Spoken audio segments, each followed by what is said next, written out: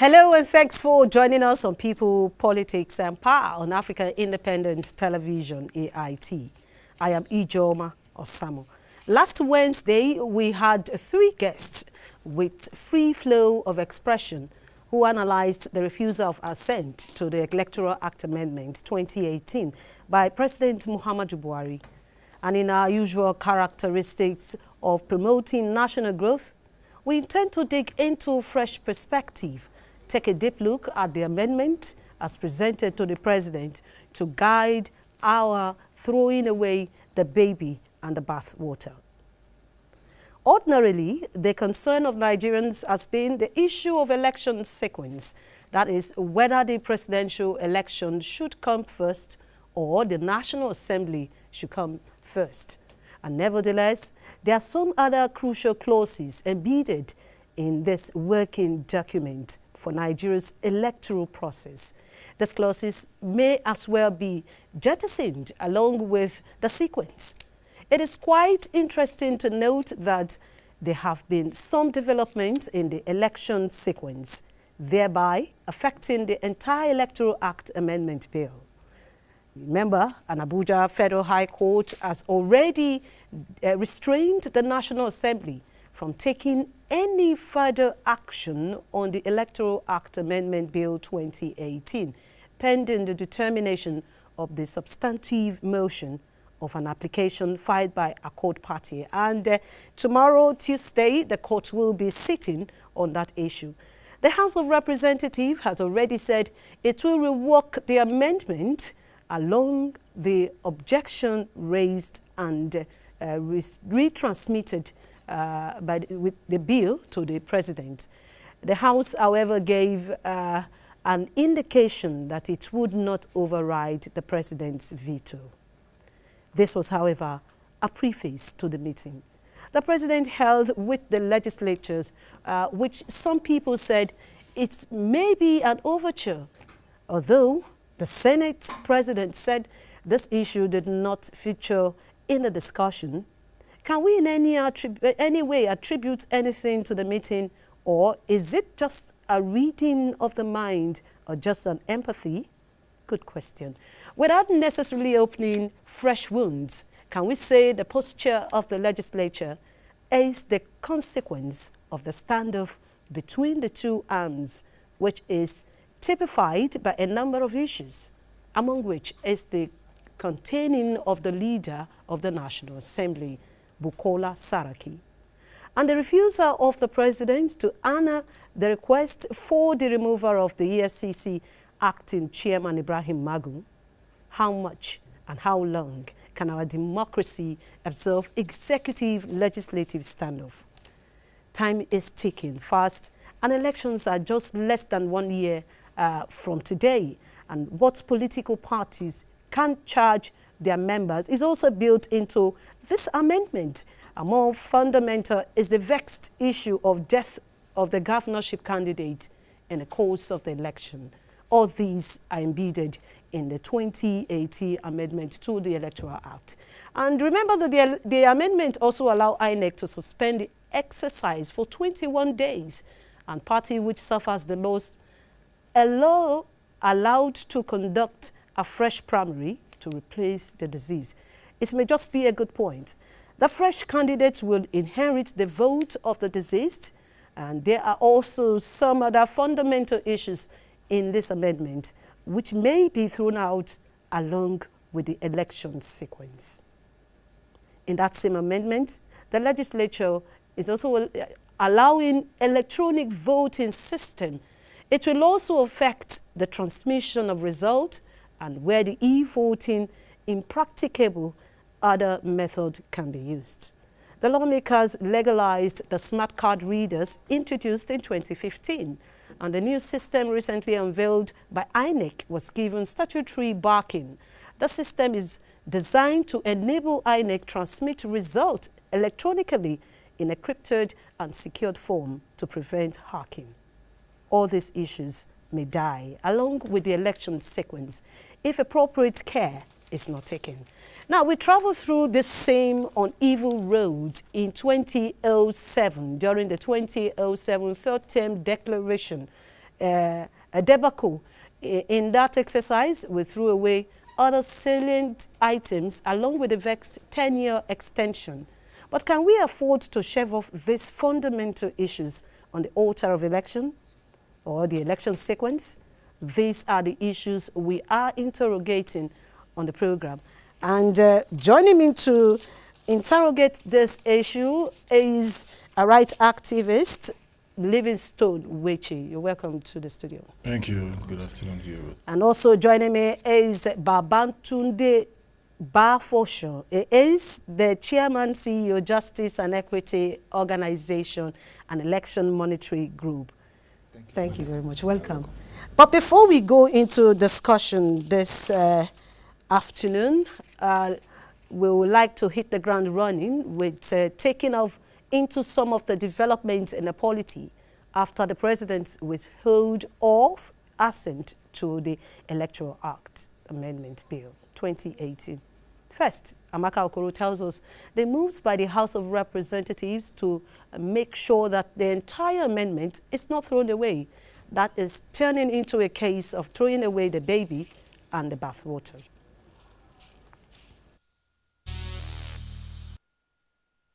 President Buhari had in his letter to the National Assembly stated that the amendment to the sequence of elections in Section 25 of the Principal Act may infringe upon the constitutionally guaranteed discretion of the Independent National Electoral Commission, INEC, to organize, undertake and supervise elections as provided in Section 15A of the Third Schedule of the Constitution.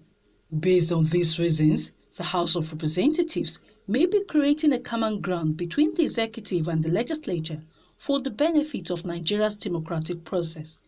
Though the House insists that it has a big role to play in formulating the Electoral Act, the body language of the spokesperson indicates that there is light at the end of the tunnel as far as the election sequence is concerned. If we do not have powers on how to organize this election, that means we do not even have the power to even pass the Electoral Act itself. Completely, we don't have that powers. So that means the Electoral Act itself is an illegal thing because it is passed by the National Assembly. In view of this, we will regazette the Electoral Act itself and expunge the areas that we are in agreement with. While explaining that they will address issues, he disclosed that the House is in the process of overriding the veto of the President on 10 bills. Amongst them is the Peace Corps Bill.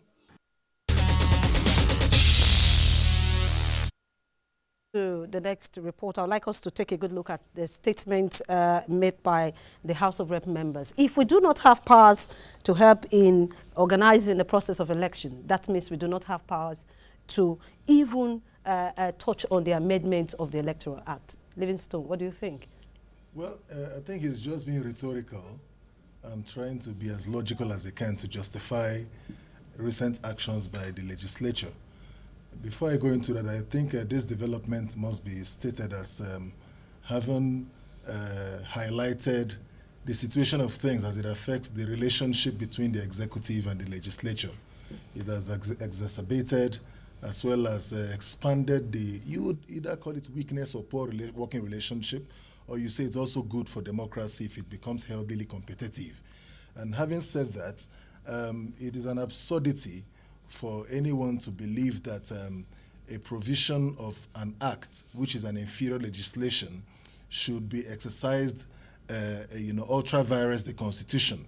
That is to say, if INEC has been donated with powers by the Constitution, INEC will not exercise such powers in accordance with an inferior act setting it up. There is a provision of the Constitution setting up INEC or creating INEC.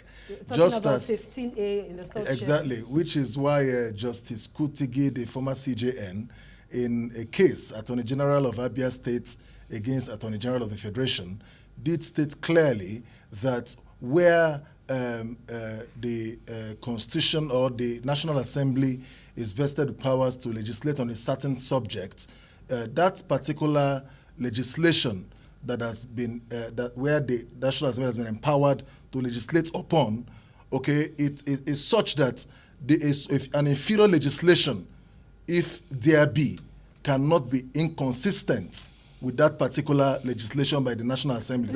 Now, the Constitution remains superior at all times. Now, Livingstone, you were talking about the powers the Constitution gave to INEC to organize, to preside over elections, to determine the date and time of election and the process of election.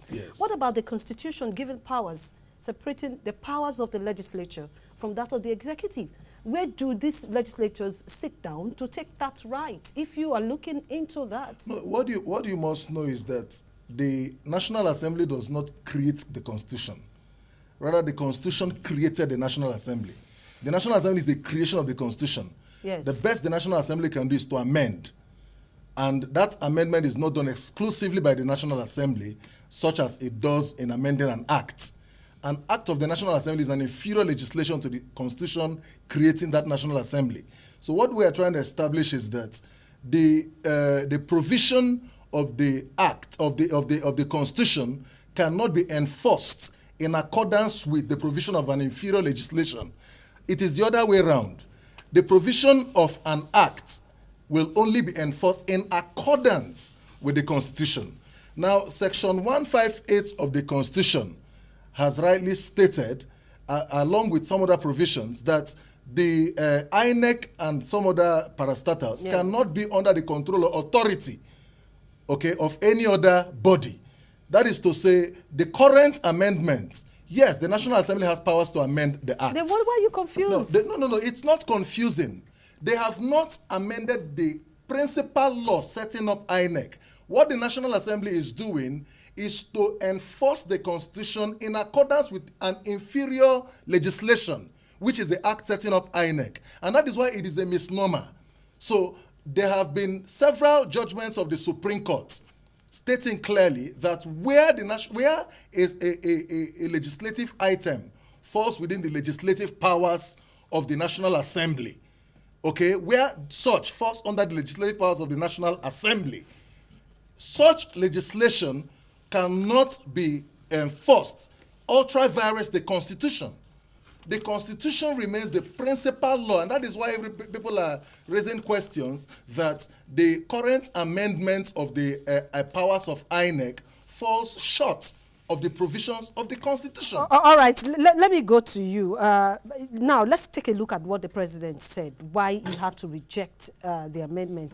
He said the amendment to the sequence of election in Section 25 of the Principal Act may infringe upon the constitutional granted discretion of the INEC, and that is why the president says he will not veto the amendment. What do you think about that, going with what Livingstone is explaining? Well, if you look at those scenarios so far, it is under the normal due process, and everything is still working perfectly. And on the long run, it will create and result to what you have, a perfect electoral acts that will create and make us achieve one of the best elections. Okay, what you're saying is that the president's rejecting it at the initial stage, and the National Assembly going back to rewrite and rescind it. If you look will at help the, our if you look at the situation, already INEC had taken position, having given us the timetable and the schedule of the election. We discovered that the legislature have what we call oversight function. Okay. And based on that, they've already uttered what INEC recommended to them. As a result of that, endorsed it and passed it to the president. But at the same time, president saw certain anomaly in that particular area and returned. But before president could act, INEC came out point blankly that whatever be the final position that president signed into law on this matter, they are 100% prepared to conduct the election based on that. That is an achievement which really showed the nation that INEC is still the independent and reliable, most credible, and one of the best electoral commissions in the world. The problem now is between the legislature and the executive. Okay. To see how they look into this area. They are working towards having the best for Nigeria, for the electorates. and at the same time, we can disagree to agree, and that is what is happening now.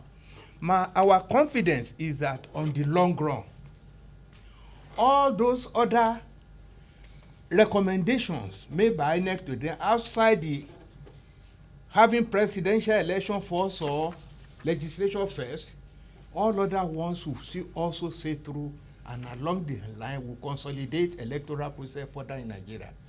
But the legislature needs to look for ways and means to look into those areas highlighted by Mr. President. He's still under the normal process, due process. Probably that's why the House of Rep said they will look into it.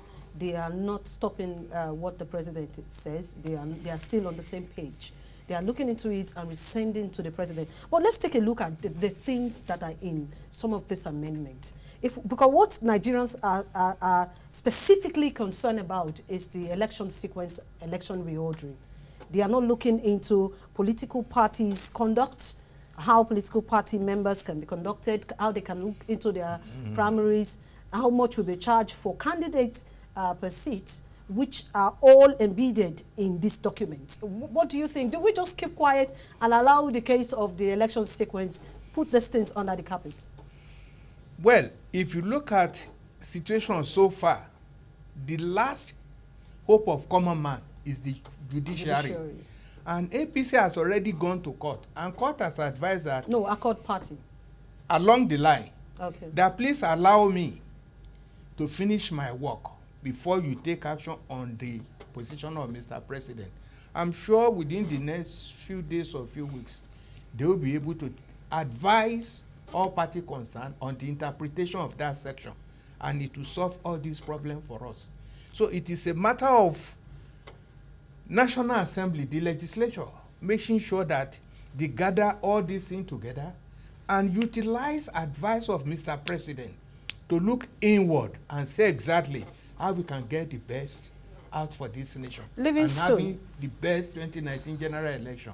What do you think about concentration on the election sequence matter, not looking into other issues embedded in the document? Let's say this very clearly, and let's not confuse Nigerians. The Constitution is not ambiguous.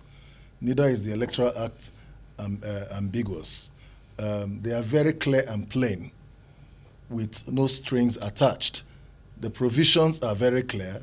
The third schedule of the 99 Constitution, section 15A, spells out clearly, which is also where section 25 of the Electoral Act, now seeking to be amended, arises, that INEC shall have powers to organize, undertake, and supervise elections. What we call sequencing is just semantics. They are tampering with the date of elections.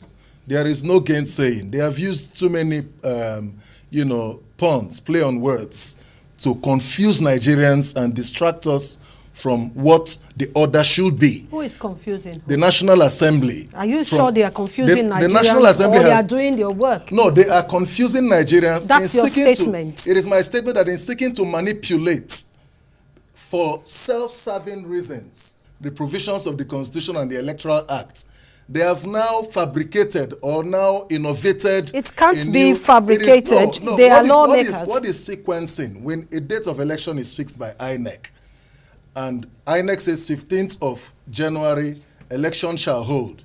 You now come in that by way of sequencing, may it now hold on 20th or may it now hold on 13th. Okay. Have you not attempted with INEC's independent powers to fix dates? When you claim on the other side that you are not actually dealing with the date fixing of INEC, you're only dealing with sequencing. Sequencing as an operative word there is mere semantics. Okay. They are tampering with the discretionary powers of INEC. And if you go deeper to analyze the word undertake, organize, as well as supervise, they are very wide, far-reaching powers. But what the National Assembly is doing now will eventually whittle down on the independence of INEC. That was exactly what the president said. INEC has been entrusted with powers. All right, we will still come back to that issue, but let's just go further to what we have next. There have been reactions from the youth since the president withheld his assent. One of the group is the Not Too Young to Run group, Oge Himekbe was there and tells us more about what happened and the decision the group took.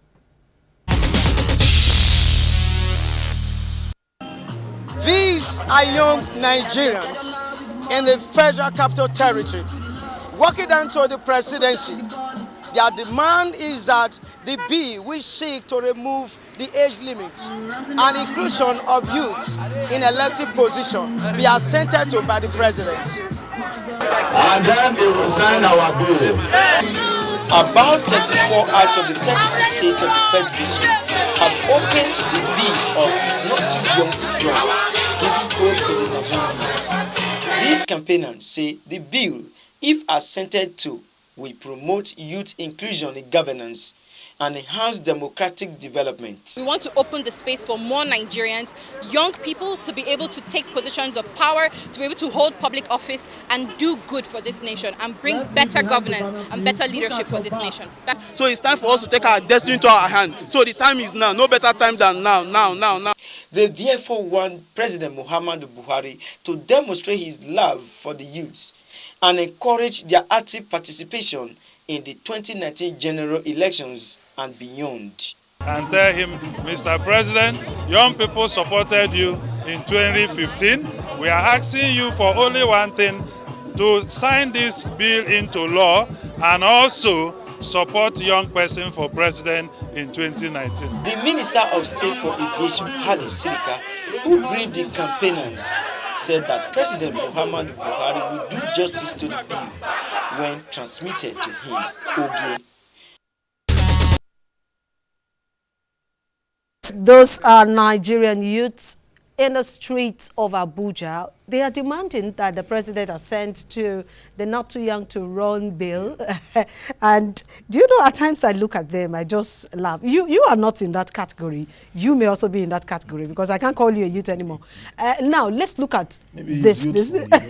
Youthful in heart.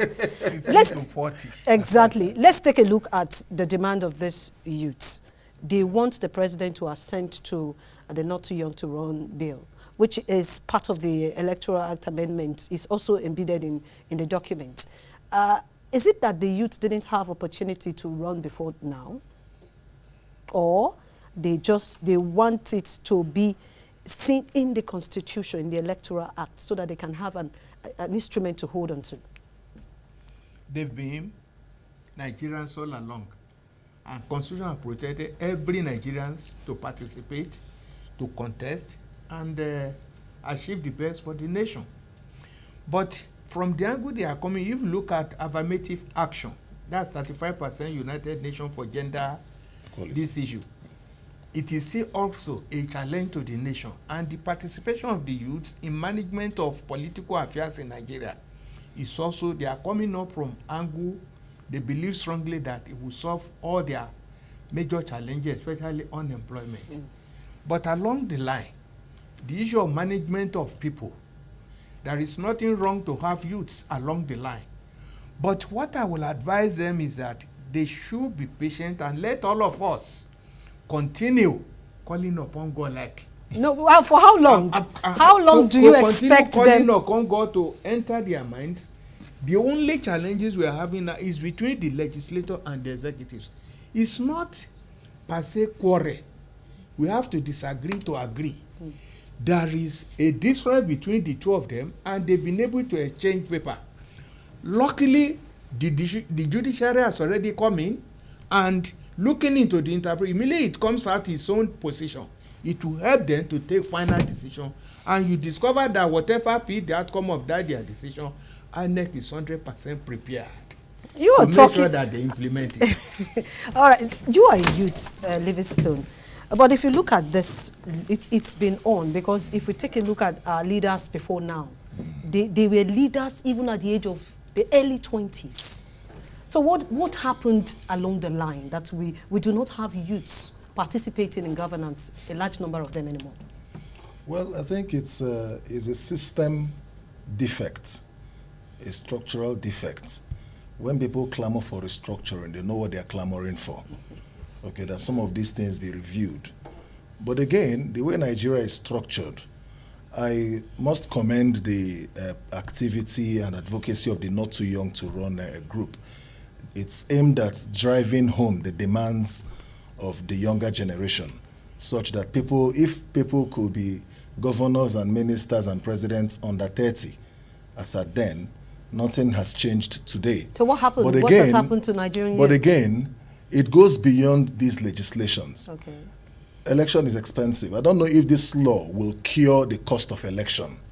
Because even when youths, let's assume youths are given these opportunities. Of course, even as it stands today, House of Rep position is about 30 years. That of a senator is 35, and that of president is 40 average, minimum. Okay, but my worry will now be, while this legislation is desirous or is desired, will it address the issue of the cost of running election? Because that is another part. The economic situation of today has so impoverished or put the youth class in a disadvantaged position. But I will lend my voice that no one should be afraid of anything. Let this clamor be given due attention. Let the bill be ascended to by Mr. President, well, in alliance or in line with further consultations.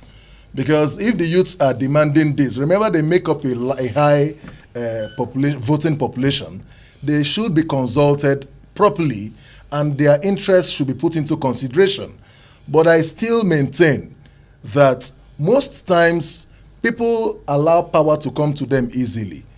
Power is not given. You go for power and you grab power. Just like people talk about 35% affirmative action. I'm not aware of any law stopping any woman from vying for any office in Nigeria.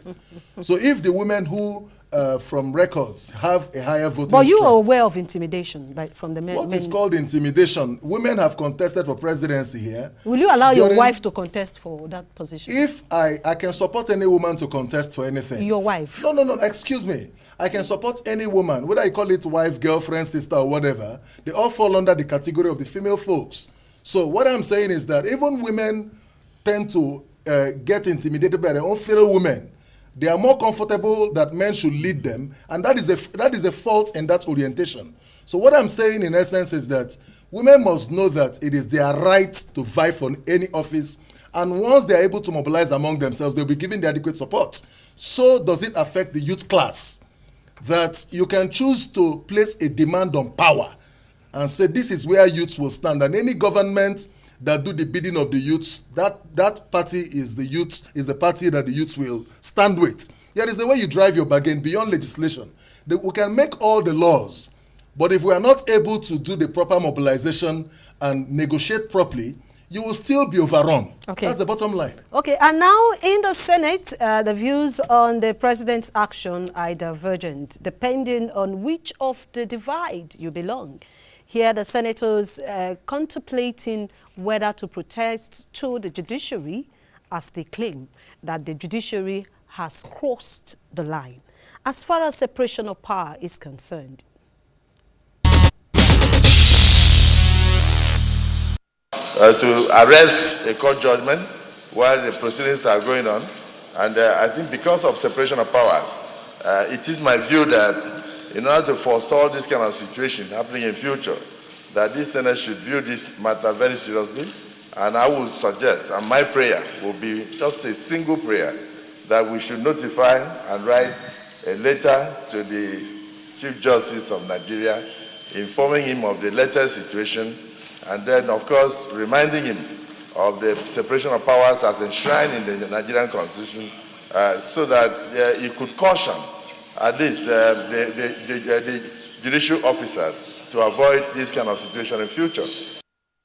I don't believe with that amendment. I voted against it. I'll vote against it tomorrow. But it behoves on me to talk to my colleagues to see the way I see it. So I believe that the courts should hands off what we do in the National Assembly. When we finally have a law and the courts feel that it's against the Constitution, then they can come in and interpret. Yes, the legislators there are contemplating that they have powers to make laws. And if you look at the Constitution, where we go to the Part 2 of the Constitution, that's talking about the powers of the Federal Republic of Nigeria, yes. Section 4.2, the National Assembly shall have power to make laws for the peace order and good governance of the Federation. Section 44. Section 4.2, Section 4, yes, 2. Section 2. It went further to explain that with respect to any matter included in the exclusive legislative list set out in Part 1 of the second schedule of the Constitution. We're talking about separation of powers here. They have powers to make laws. No, nobody stops them from making laws. But you see, there are procedures. Like I did mention here in a judgment delivered by Justice Kutigi, where in Abia State AG against AG of the Federation, where it stated that where a legislative item falls within the powers of the National Assembly, such cannot be enforced ultra vires the Constitution. So what that means is that if they are making laws as it affects the making of acts, you call it acts of the National Assembly, it must not be done in a manner that is inconsistent with the Constitution. If it is done, the inconsistency here? The Constitution said clearly here that they have the powers. That's to make laws, but not arbitrarily. You don't make any law anyhow. There are procedures. There are standard procedures. The provision of the Act has been spelled out, Section 25 of the Electoral Act, for instance. It contravenes several sections of the 99 Constitution, Section 15 of the third schedule, to be precise, amongst others. And what the outcry has been is, you cannot seek to amend this Act where it has been resolved in a Constitution without, first of all, amending that Constitution, creating that body, which is INEC, which gives it powers to exercise the provisions of that Act. So what that implies is that if you are making a law, that law must not be inconsistent. There are several principles of law, for instance, that says that where any law is inconsistent with the Constitution, that law becomes a nullity, null and void and unenforceable to the extent of its inconsistency with the Constitution. So what you are saying is that they are supposed to, first of all, amend the Constitution. They are supposed to amend, if indeed, because you cannot amend the Electoral Act where it derives its powers from the Constitution in isolation. You cannot do so in isolation. What they are doing now is to set disregard or pretend like there is no such provision in the Constitution empowering INEC to do this work, and then go ahead to. So at that end, INEC begins to enforce the Constitution in accordance with an inferior law, which is actually a very strange practice unknown to law. And that's what we're asking for. Amend the Constitution, which is creating INEC and empowering it to organize, to undertake, and to supervise. And in doing so, INEC does not fall under the dictates of any other authority as to how it organizes, how it undertakes, and how it supervises its election. It's an independent body. Its regulation falls under the Act, but the powers donated to it to carry out those functions are derived from the Constitution. Okay, Livingstone. In isolation of the Constitution. It won't work. Now, what do you think? Is he on the right path? Well, if you look at what is happening around the country, and with this legislation and between the executive, truly, the legislature, they have the power to formulate policy. But what we are doing now, they are not formulating policy. It's like presenting various budgets from ministries and so on and so forth to them for approval. They have right to ask questions and look for ways and means to recommend and advise the people. They don't do budget for ministry. Likewise, INEC has the power under the law to fix date for the election, and they've done it. But are you aware that the National Assembly invited INEC to come before they came out with this amendment? Seeking the approval for all those dates. And along the line, they turn around to say, how have you done it in the past? Why are you doing it now? Along the line. But they were asked questions before they came out with this. And they explained to them. Okay. Along the line, we started hearing various rumors here and there, forgetting that it is only in Nigeria or among the countries in the world where election cannot be rigged. For example, each polling unit, all contesting political parties must have one party agent in each polling unit, and each one of them must sign result sheet, collect a copy. We also have that as a part of the bills that are being amended. If that is strictly complied with, I am telling you with what I've seen, in this country there was no any time where they manipulated or rigged election, and they have that perfect result, and that's why international community, they've always been given INEC up to 2015 clean slate of saying they perform above benchmark and giving them excellency for performing wonderfully. Now let's take a look at some of. There is no way you fix a date and change the date. Put presidential first or put legislature first election that can alter this. Electorate have already made up their mind, and on the day of election, whether you put one first or last, they will perform their civic right to elect the people they want to represent their interests. I think in one bit, I listened to a senator from Kaduna State, Shehu Sani, where he was trying to justify this on a sister station.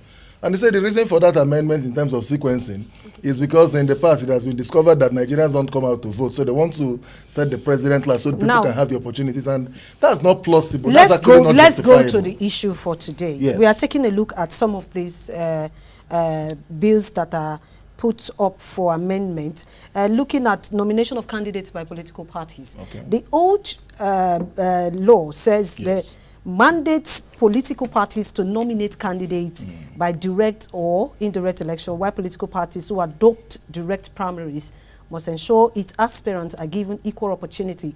Now, when the law is proposed to be amended, the proposer to amend that law is looking at the amount and how political parties can bring up candidates. Okay. Now, if we throw away this old law, this law for the sake of election sequence, are we going to benefit from some of these amendments in the documents? I think the proper thing to do, there are various sections of this amendment or that this proposed amendment seeks to address.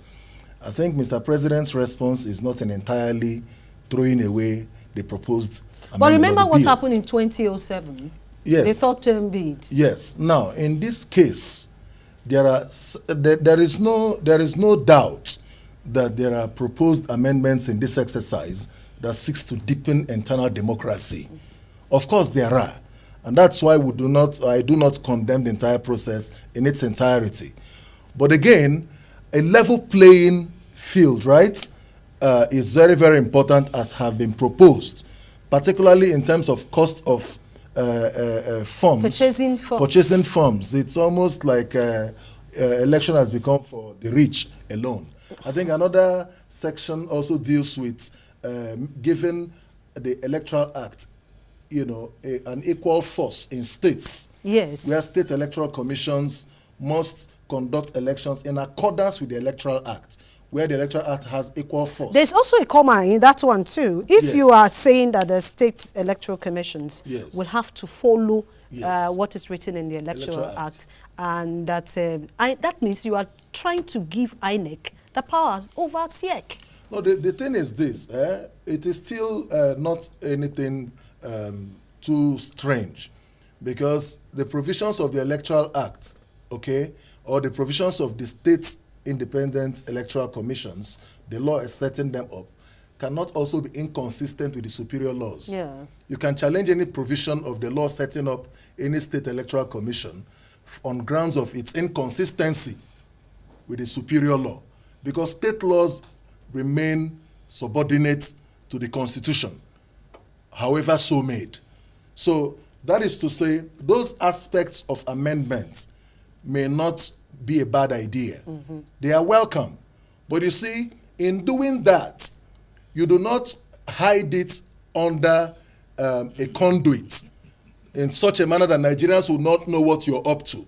So that's why we are dissecting the principal interest here, being the issue of sequencing, and which is also self-serving or viewed by some as self-serving, because it is not futuristic. Now, what I'm trying to establish is that several other, I also understand that issues as it pertains to instructions and directives, grounds of petition also arises. Grounds of petition challenging an electoral outcome In court. Exactly, in court also arises, where a candidate can challenge the outcome or the result of an election on grounds of a directive, instruction, or procedures of an electoral officer or any other person appointed thereto by INEC. And there is no definition of what constitutes or amounts to directive, published manuals. Yes, that's where I was also talks going about to. published manuals. Okay, published manuals containing what? And directive, what is the meaning of directive in this circumstance? Because INEC can come up with a certain directive or a procedure or an instruction or like they call it published manuals. Some of these mentions are not defined, and they may amount to a logjam when put into force. So, in seeking to deepen democracy, let us do it properly and not to further plunge contestants or the unsuspecting public into further confusion in this case. So, I buy the idea that those areas that are sought to be amended that will deepen internal democracy should be given the light. And I think if you look through the president's reply, he did not challenge those areas. He did not challenge those areas. He only challenged 3. He only challenged 3. And those 3 are very germane. And that's why they've not popularized the other aspects, which are even more fundamental than this one that is that can be short-lived or have a very short lifespan in terms of the emerging interest of the current legislative dispensation. So, as it were, or regime. So, as it were, let these 3 areas be looked at again. Let them be reworked. Because if you go ahead to whittle down the powers of INEC in a manner that is inconsistent with the Constitution as at today, tomorrow another legislative regime comes and amends again to suit its own incoming or upcoming election. Because some people have argued that the other time when elections, I think in 2015 or 2007, as well as 2003, that before elections held election, where the sequencing was changed. Yes. That most incumbent legislators lost their seats. So they are maybe pursuing this agenda in ensuring that that does not happen again. Okay, let's look at and it raises questions. Now let's look at the third reason the president gave to why he didn't he rejected this amendment. He said Section 152 subsection 325 of the Principal Act may raise constitutional issues over the competence of the National Assembly to legislate over local government elections. Actually, the issue of local government election, we need a law to do because the thing is affecting grassroots democracy negatively. Okay. And all along up to date, SEC conduct election manually. Even the usage of car reader has never been attempted by them.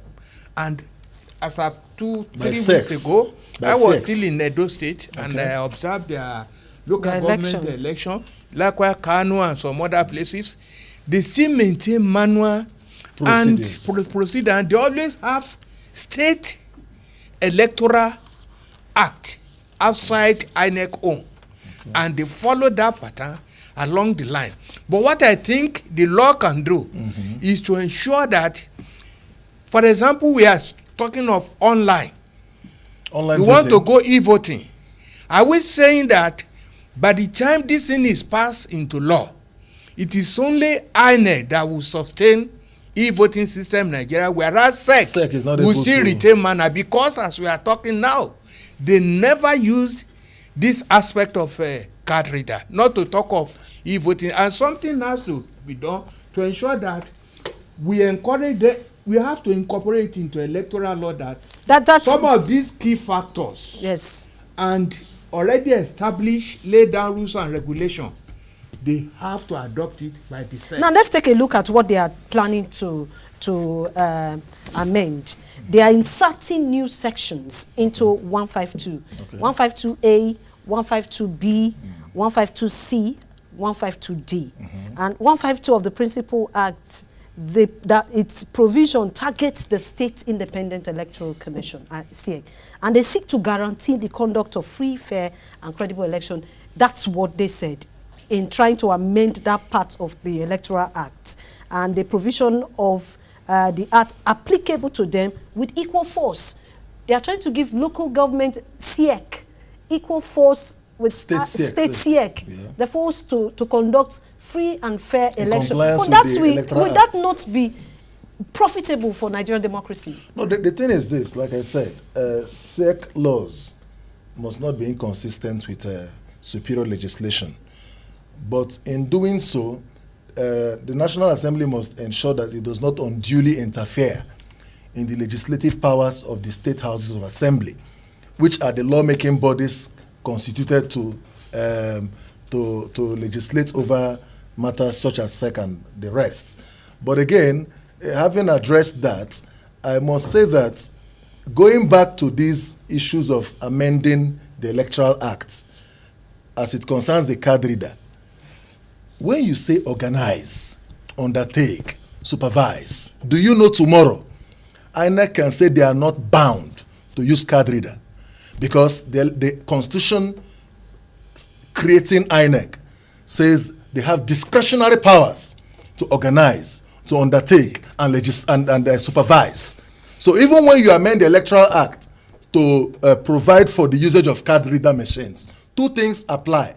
Will INEC be bound, given its powers derived from the Constitution? Number two, do we have the technological capacity for e-voting or card reader procedures? Because it's not enough. After all, we have Chapter 2 of the 1999 Constitution touching on fundamental principle of state policies and so on, fundamental objectives of state policy, that says government shall provide health, education. But has government provided health and education for all or housing for all? The answer is no. So even when you create this law, is it possible to say because the National Assembly has legislated that all Nigerians should now have a house, therefore automatically I will now own a house which I never owned? So you must look at the technological age, because there was a time electronic evidence was not admissible in our courts. But until such a time that it was ripe for our legal system, today, the Evidence Act has now been amended to provide for the admissibility of electronic evidence. Now today, if they go ahead to bring in the issue of card reader, which I have nothing against, are we truly prepared in terms of capacity and competence and in terms of skills to make provisions for these facilities across the entire country? And if you're also saying that SIEC should conduct its elections in accordance with the Electoral Act, enforced in a manner that is not inconsistent with the Electoral Act, have you also equipped SIEC with the technological know-how? Because it's not enough putting them on a tightrope where they cannot achieve this very tall dream. That will mean that you are you're making provision for a constitutional or a legal order without the enabling environment for it to be enforced. How do you create a law that is not enforceable? Because for a law to have effect, it must be enforceable. If you don't have the capacity to carry out card reader, look at some of our rural areas. Look at the recent JAMB exams that were recent. UTME exams, where most people, because of their location, did not have computer centers. They had to travel all the way. Some of them even died in course of trying to sit for their exams because there is a new policy and order that says we must use computer-based tests. The law has said so, but at the expense of my life.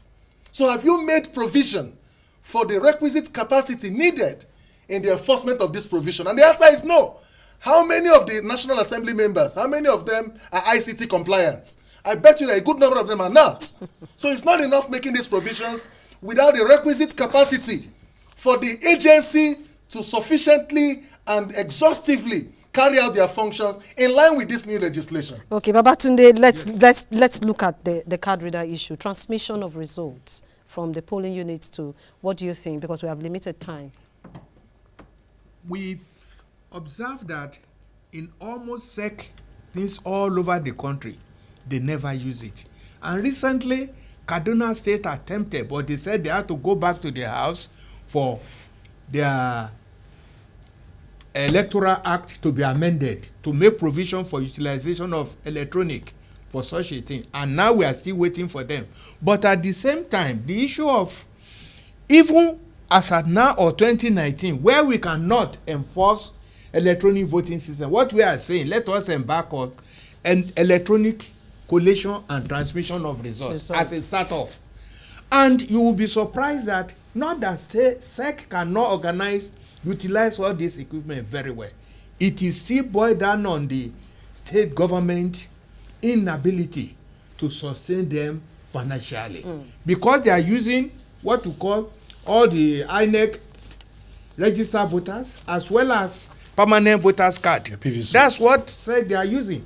The only thing is when it comes to coming up to international standard, they will still bring down, forgetting that that is grassroots democracy where it has to be properly consolidated, developed, and make sure that we sustain democracy through better performance along the line. I have confidence in them, but state government, they need to wake up to their responsibility, ensuring that this electoral process is the only way where United Nations judges a nation. They don't judge you by the number of oil wells you have or by the number of graduates you have, but how do you conduct election very well.